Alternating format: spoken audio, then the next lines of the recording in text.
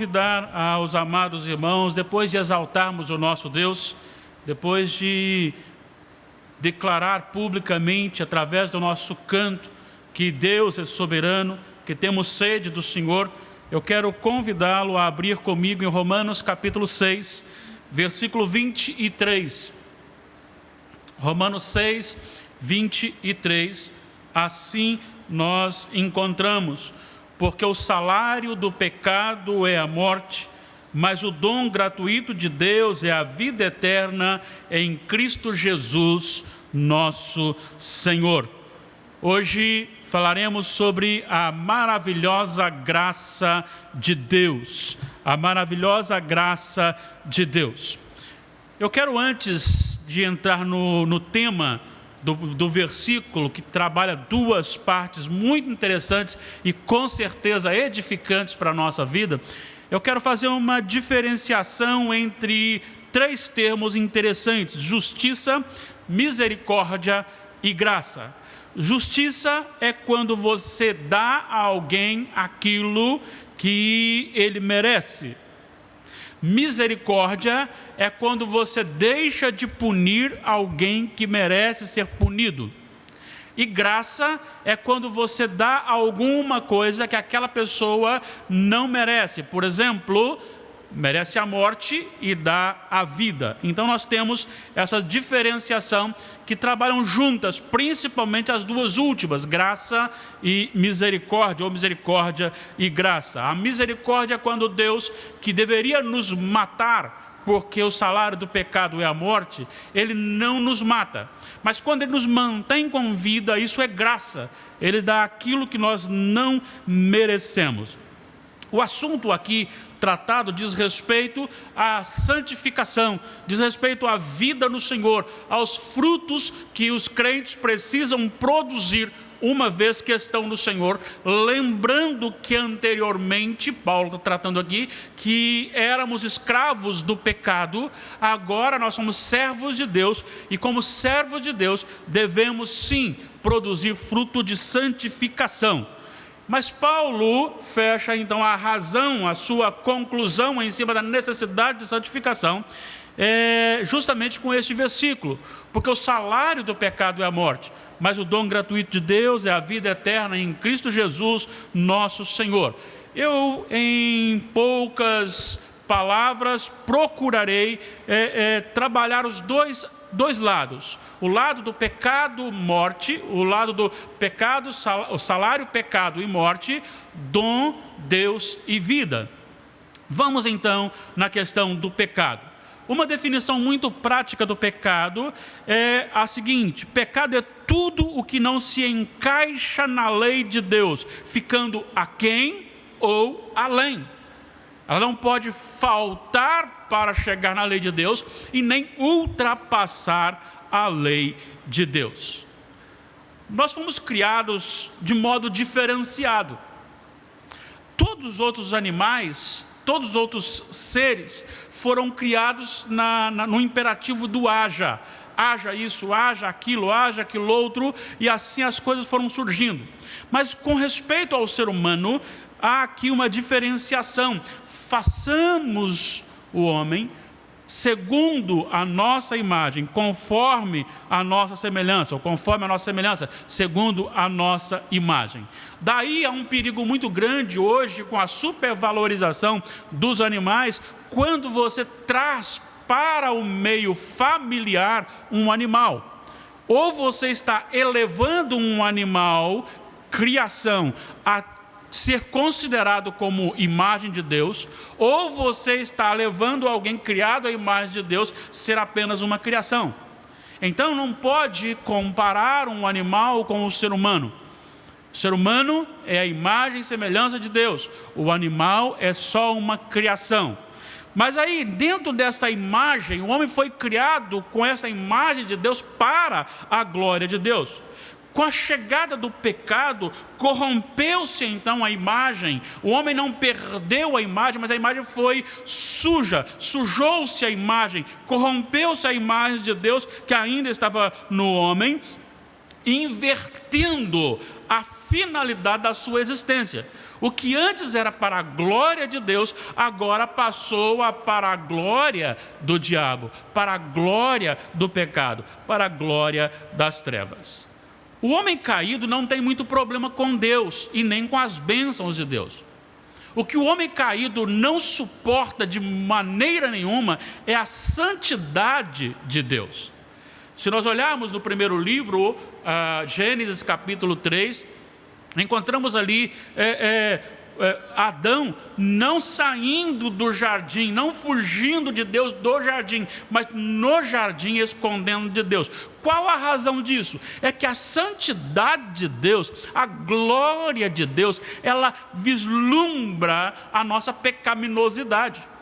Foi por isso que em João capítulo 3, aí depois daquele famoso versículo tão conhecido, tão citado, 16, quando diz que Deus amou o mundo de tal maneira, ele continua falando aqui sobre aquele que crê e aquele que não crê. Ele vai dizer no versículo 19, o julgamento é este, que a luz veio ao mundo e os homens amaram mais as trevas do que a luz, porque as suas obras eram más. Pois todo aquele que pratica o mal aborrece a luz e não se chega para a luz, a fim de não serem arguidas as suas obras. Quem pratica a verdade aproxima-se da luz, a fim de que as suas obras sejam manifestas, porque feitas em Deus. Então a grande diferença está aí. Aquele que vive no pecado, aquele que está no pecado, ele não quer proximidade com a santidade de Deus. Então a luz de Deus, o brilho da glória de Deus incomoda aquele que está no pecado sem Jesus. Quando Adão pecou, não foi apenas uma parte do seu corpo que ficou corrompida, mas toda a sua natureza. A teologia trata isso como depravação total. Depravação total não é a imensidade da depravação, não é a intensidade da maldade, mas é toda faculdade capaz de fazer alguma coisa do corpo do homem ficou contaminada. Eu quero fazer um exame aqui agora em Efésios, por favor, você que pode, abra lá, Efésios capítulo 2, para a gente entender algumas coisas importantes dentro dessa natureza pecaminosa. Veja bem, ele começa com o versículo 1 do capítulo 2 de Efésios. Ele vos deu vida, estando vós mortos nos vossos delitos e pecados. Bom, só essa sentença já trata todo ser humano num estado, numa posição deplorável e incapaz de responder ou querer alguma coisa da vida, porque está morto. Aí ele vai dizer nos versículos 2 e 3 que havia uma força das trevas que dominava sobre a vida desses homens, ou daqueles que estão sem Jesus.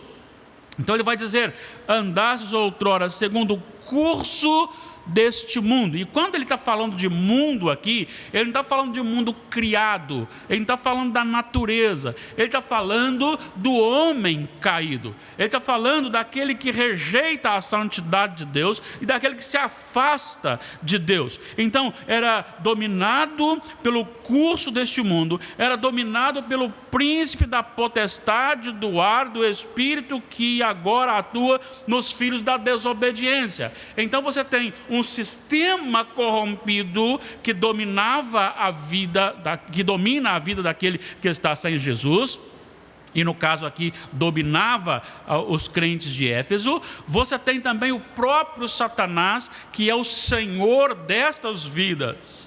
Mas quando chega no versículo 3, ele também se inclui, porque até então ele fala dos gentios. Agora ele está dizendo assim, entre os quais também nós andamos outrora, olha, preste atenção, segundo as inclinações da nossa carne, fazendo a vontade da carne e dos pensamentos, e éramos por natureza filhos da ira, como também os demais.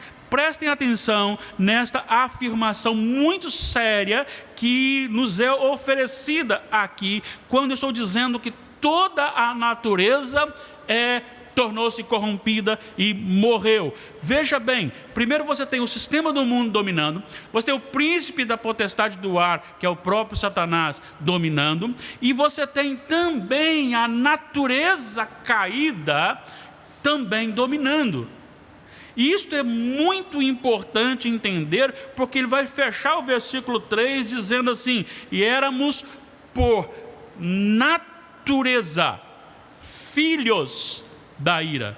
Filhos da ira. Sendo então dominados pelas trevas, todos os desejos do homem em pecado sem Jesus tornaram-se contrários aos desejos ou à vontade de Deus, que é boa, agradável e perfeita. Então, se Deus diz para ir por aqui, normalmente aqueles que estão em Satanás irão para aqui. Lembra do diálogo ou da conversa de Satanás, da serpente com Eva? Ele diz: não, na verdade o que Deus está dizendo não é isso. Ele está com medo, porque se vocês comerem do fruto dessa árvore, vocês se tornarão conhecedores como Ele, serão como Deus. Então ele trabalha sempre contrário ao Senhor. Ele tentou Jesus em todos os aspectos da vida, para que Jesus fosse contrariar a vontade de Deus. Por isso então, os desejos do homem sem Jesus nunca estarão alinhados com os desejos de Deus, ou com a vontade de Deus. O pecador, neste momento em que ele é então contaminado, como nós lemos aqui em Efésios, ele foi condicionado a sentir prazer no pecado.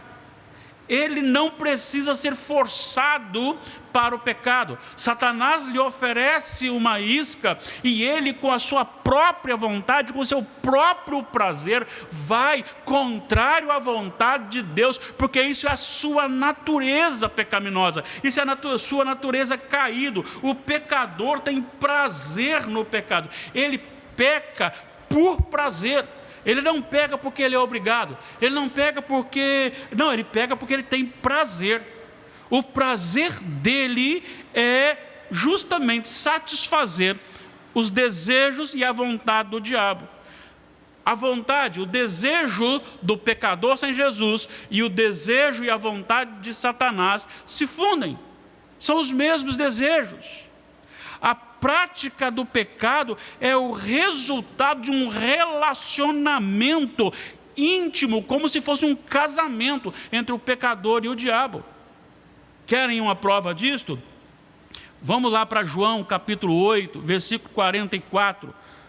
João 8, 44, o Senhor Jesus está confrontando ali os fariseus, aqueles líderes religiosos, e ele então diz o seguinte no versículo 44: vós sois do diabo, que é vosso pai, e quereis satisfazer-lhe os desejos. Ele foi homicida desde o princípio e jamais se tornou ou se firmou na verdade, porque nele não há verdade. Quando ele profere mentira, fala do que lhe é próprio, porque é mentiroso, presta atenção, e pai da mentira. Em Atos capítulo 5, versículo 3, você encontra Pedro chamando a atenção de Ananias com a seguinte expressão: Ananias, por que encheu Satanás teu coração para mentires ao Espírito Santo, reservando parte do valor do campo? Então o que está acontecendo aqui agora é como que à medida que o ser humano peca, é como se ele estivesse concebendo de um relacionamento marital, conjugal com o próprio diabo. O diabo é o pai da mentira, é o pai do pecado. Agora, no relacionamento íntimo com Satanás, a pessoa gera o pecado dentro da sua natureza corrompida, dentro do seu próprio coração. E os desígnios do seu coração vão aflorando diante daquilo que lhe é proposto. Este é o pecador. O pecador matou, ou melhor, o pecado matou o homem, e com ele morreu qualquer vontade de agradar a Deus. Ele não deseja outra coisa que não seja comum aos mortos. Se você observa a pessoa, quando ela morre, a única coisa que acontece com ela é justamente a sua decomposição. Por que razão? Porque é comum dos mortos.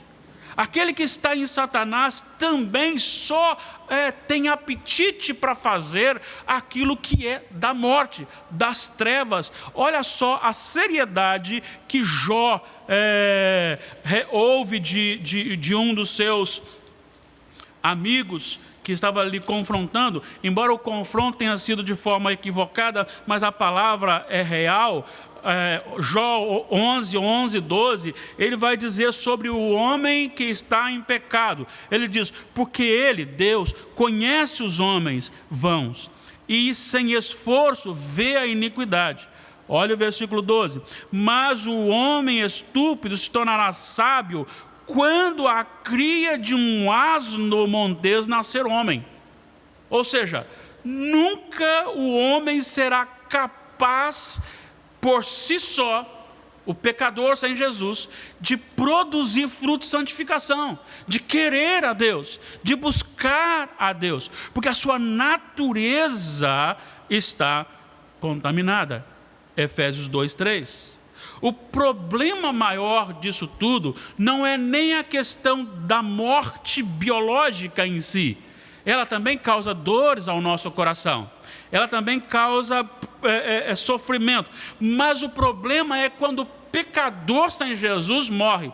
Porque a morte do pecador sem Jesus o conduz à segunda morte, que é a espiritual, que é a condenação eterna. A morte é o salário ou o pagamento do pecado. Aquele que está em pecado, aquele que vive em pecado, o seu merecimento é a morte. E aqui morte no sentido de tanto biológico como condenação. Aí quando eu olho para a nossa vida cada manhã, quando nós acordamos, e estamos então acordados, significa que Deus não nos deu o que nós merecemos, que é a morte. Pelo contrário, Ele nos agraciou, Ele usou de misericórdia quando não nos deu o que nós merecíamos, e Ele nos deu graça em nos fazer viver mais um dia. Então, cada momento de vida é um momento de exaltar a Deus e agradecer a sua grandiosa bênção sobre a nossa vida. Na verdade, quando nós olhamos para o agir de Deus, nós vemos Deus graciosamente conduzindo toda a humanidade, embora seja rejeitado por Deus, rejeitado pelo mundo, pelos homens, pelo pecador, mas Deus continua ministrando a sua graça até um tempo determinado. Enquanto que a morte é o que devia acontecer a todos como pagamento do pecado, a vida eterna não é um salário, a vida eterna não é um pagamento, a vida eterna não é um mérito, a vida eterna é dom de Deus. Ele não obriga a Deus a ninguém. Então, por ser graça e misericórdia, Ele oferece a quem Ele quer. Deus não é maldoso quando Ele manda alguém para o inferno. Ele é misericordioso e gracioso quando Ele salva alguns. E isto é muito importante a gente entender. Mas não é só o pecador, tem também aqui a vida eterna. Então nós temos o salário, o pecado e a morte. Agora nós temos o dom de Deus, Deus e a vida eterna. A vida eterna tem tudo a ver com a graça de Deus. Por isso, enquanto a morte é o salário do pecado, ou o seu merecido pagamento, a vida eterna é tão somente um ato da livre graça de Deus. Efésios 2, 8 e 9, pela graça sois salvos mediante a fé, e isto não vem de vós, é dom de Deus, não de obras, para que ninguém se glorie. Então a grande bênção é que enquanto a condenação eterna é um pagamento, é um merecimento, a vida eterna é misericórdia e graça. É um dom de Deus para aqueles que estão em Jesus. Olha a diferença. Há pouco tempo ouvi alguém falar que na empresa de Jesus havia vaga, pagamento, salário, a vida eterna. Você está equivocado com respeito ao salário. Não há salário, é dom.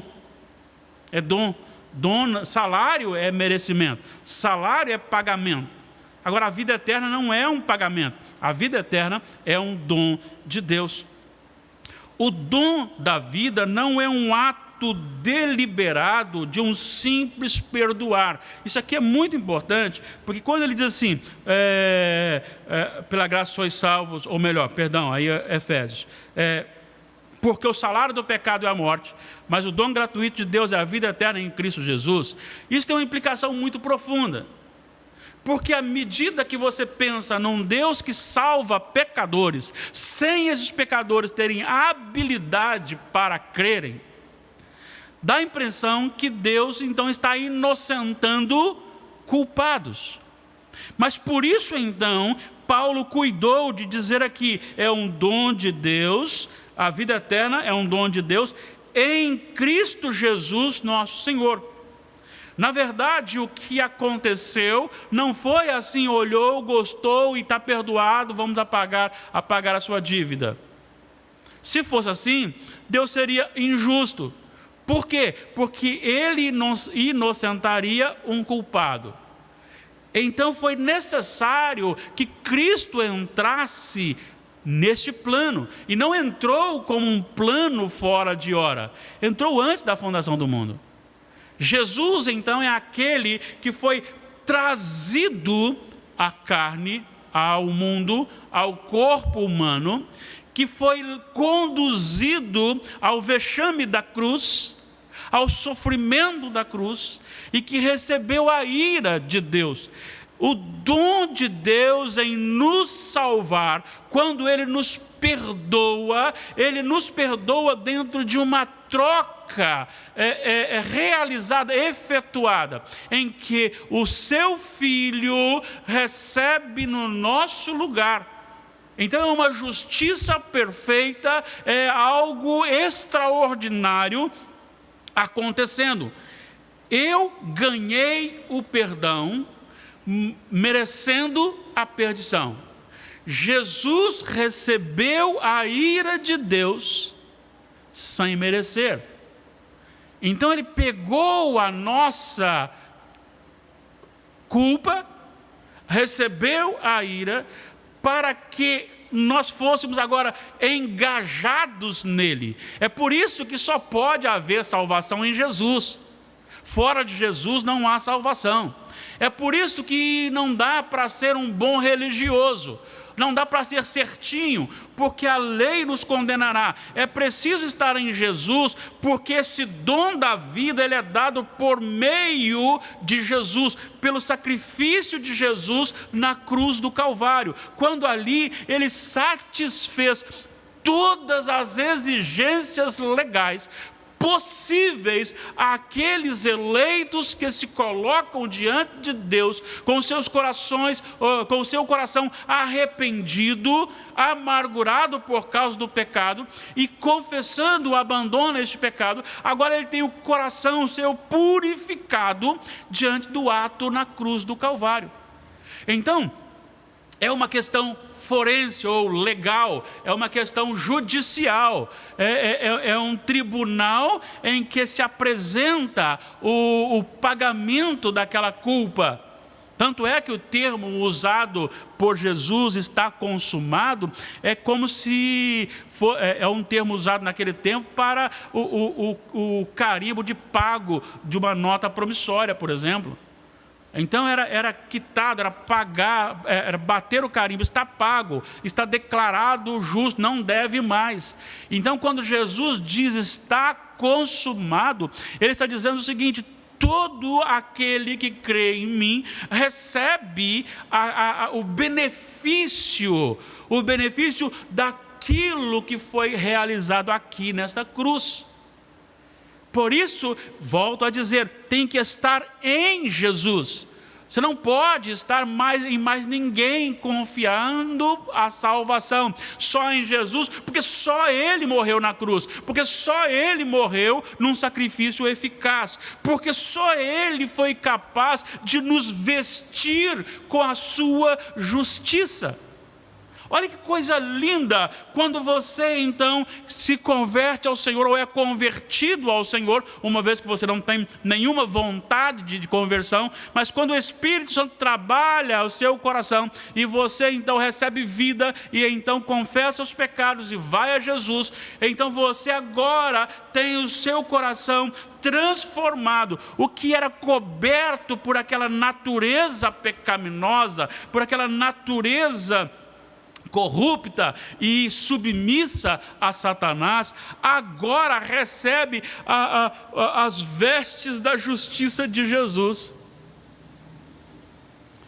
É como se você tivesse que oferecer ou passar como uma identidade diferente da sua, e você então vestisse a roupa daquele que pode passar, e alguém então pelo cheiro daquela roupa identificasse. Nós, como estando em Cristo, nós temos o cheiro de Cristo, o cheiro da roupa da justiça, daquele que morreu na cruz pelos nossos pecados. Nós então recebemos a justiça de Jesus e nos revestimos dessa justiça. Olha que graça, isto é graça, maravilhosa graça. Maravilhosa graça. Sem Jesus não há possibilidade de salvação, porque é dom de Deus através de Jesus. Mas e aceita Buda, por exemplo? Eles são tão assim em paz. Não adianta ter paz ou não ter paz. Vamos lembrar então da natureza? Vamos lembrar da natureza? Veja bem, todos nós nascemos mortos. Todos nascemos mortos. Estava ouvindo um pregador e talvez ele chocasse muitos quando ele disse que bebês não são anjinhos, são víboras de fraldas. E ele tem razão no contexto do coração corrompido. Porque assim que tem oportunidade, já começa a exercitar a sua pecaminosidade. Então o que nos faz condenáveis não é não fazer coisas, mas é o que nos leva a fazer coisas. Está no coração. Está no coração. É por isso que Jesus disse: olha, que a tua mão direita faz, não precisa a esquerda saber. Por quê? Porque as pessoas gostam de mostrar, ainda mais agora com a internet, né? As pessoas tiram foto fazendo o bem para o outro. Olha só, encontrei um morador de rua aqui, vou cuidar dele. O pessoal não cuida, eu estou cuidando dele. E posta uma foto, né? Não precisa. Por quê? Porque tais ações correm-se o risco de ser uma coisa minha, para me mostrar, olha como é que eu sou bonzinho. E aí que Paulo fala em Coríntios, na primeira epístola, no capítulo 13, ainda que eu distribua todos os meus bens, ainda que eu dê minha vida, se não for pelo motivo correto, é isso que ele está dizendo, não foi por amor, ou seja, foi pelo motivo correto, é perda de tempo, é perda de tempo. Diante disto, a maravilhosa graça do Senhor nos ofereceu Cristo na cruz. Que sacrifício perfeito, para que nós recebêssemos de graça, totalmente de graça, o dom da vida eterna. Eu concluo com algumas afirmações aqui neste momento. A maravilhosa graça de Deus nunca será entendida por aqueles que não vivem em Jesus. É impossível. É impossível. Nós temos cada dia mais observado autoridades da nossa nação se voltando contra o cristianismo. Segundo informação, agora já estão aí providenciando para que seja retirada das bibliotecas a Bíblia. E a minha pergunta, será que é só a Bíblia que vai ser retirada? Ou será que um outro livro, também conhecido como sagrado, será mantido? Porque o outro lado é capaz de vir e soltar uma bomba. Eles não entendem isso. E nunca entenderão. Sabe por que não entendem isso? É porque toda vez que você pensa na vida eterna como dom de Deus, você e eu precisamos reconhecer que não somos nada. Tudo vem de Deus. Anula o homem. A vida eterna como um dom de Deus anula o homem. E o homem gosta de fazer coisas por merecer. Segunda afirmação: a maravilhosa graça de Deus é suficiente para mudar o estado de alguém que estava morto e, portanto, amando as coisas da morte, em um coração vivo em Deus que ama as coisas de Deus. Lembra do estado do pecado em que se amava fazer a vontade de Satanás? Uma vez que há libertação, que há regeneração, não é só libertação, tem que haver regeneração, tem que nascer de novo. Agora você passa a ter vontade que caminha junto com a vontade de Jesus. Aí você não vai mais parar de pecar ou buscar parar de pecar com medo de alguma coisa, mas porque você sabe que aquilo que os mandamentos ordenam são coisas boas para a nossa vida. Terceiro, a maravilhosa graça de Deus muda a nossa perspectiva da morte em apenas um estágio a mais da vida. Convictos da doação da vida eterna que sobrepõe as dores da morte física. Preste atenção nisso, nós estamos vivendo um momento muito triste em que muitos conhecidos nossos estão sendo recolhidos por Deus Todo-Poderoso. Mas eu queria deixar uma palavra a você que está com um coração de luto, e aquele seu ente querido que partiu no Senhor, partiu em Jesus. A maravilhosa graça de Deus conforta o nosso coração. A maravilhosa graça de Deus aponta para o nosso coração como algo que entendemos que a morte física, biológica, por mais doída que seja, por parecer impossível suportá-la, parece que o coração está esmigalhado. Ainda assim há uma esperança, e não é uma esperança de possibilidade, de convicção. A maravilhosa graça de Deus garante a todo aquele que morreu em Cristo Jesus a ressurreição em vitória, em corpo glorificado. Nós que estamos em Jesus Cristo e que morremos em Jesus Cristo, nós não somos derrotados, nós não temos saudade eterna daquele que morreu em Jesus, porque é questão de tempo, Ele ressuscitará, nós ressuscitaremos em glória.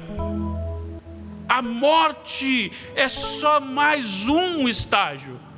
Depois disso vem a ressurreição num corpo glorificado. Quarta afirmação: a maravilhosa graça de Deus foi efetuada de tal forma que Deus não deveria ter nos condenado. Antes, Ele tratou este problema.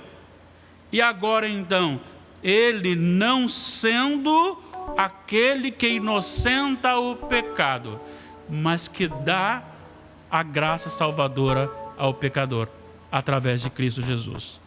O ato de perdão, o ato de salvação, não é um ato em que Deus se torna um justificador de pecadores, inocentador de pecadores, mas Ele providencia na redenção e na propiciação de Jesus Cristo a nossa redenção e a nossa justificação. É por isso que Deus continua sendo justo. Quinta e última afirmação: a maravilhosa graça de Deus rebaixou-se no seu Filho unigênito, a carne e a cruz. Deus se vestiu, Deus se fez homem, assumindo a forma do seu inimigo, daquele que o desprezou, para que esse tivesse a oportunidade de ser declarado Filho de Deus. Ele se rebaixou para nos elevar.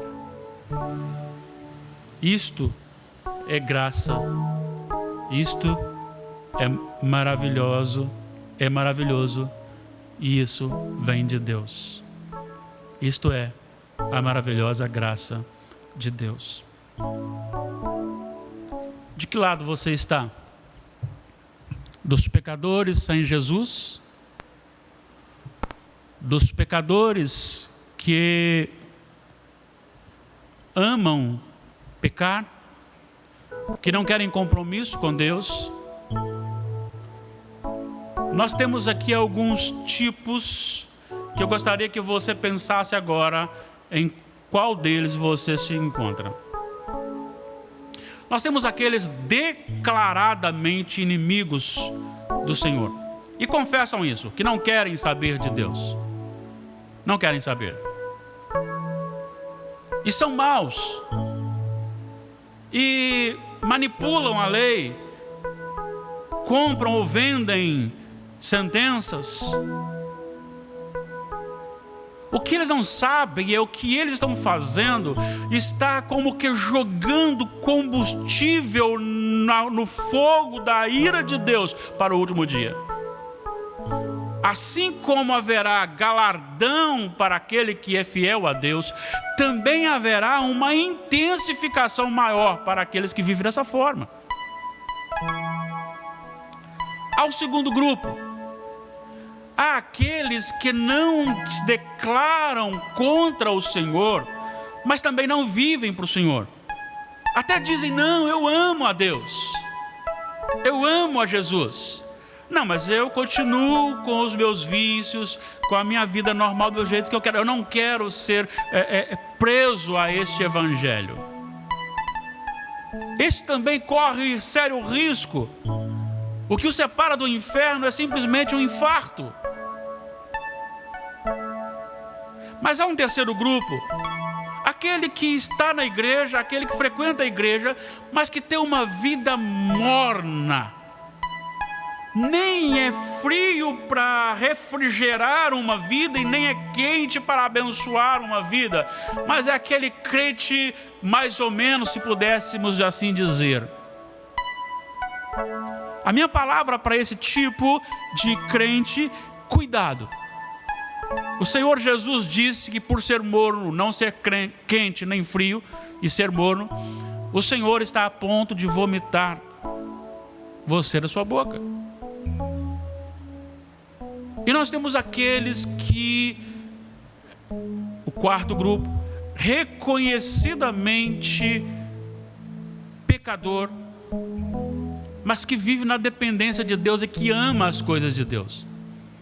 Ele não tem mais prazer no pecado, ele não quer viver no pecado, ele não quer viver para ele mesmo. E quando isso acontece, ele chora, ele confessa, ele pede perdão, crendo no perdão que o Senhor pode dar. Esses demonstram o dom de Deus para a vida eterna. Os demais evidenciam a pecaminosidade para receber a morte como salário. Qual grupo você pertence? Eu não estou dizendo que todos eles cometem pecados. Estou dizendo de como você reage diante dos pecados que você comete. O salário do pecado é a morte, mas o dom gratuito de Deus é a vida eterna em Cristo Jesus, nosso Senhor. Oremos ao Senhor.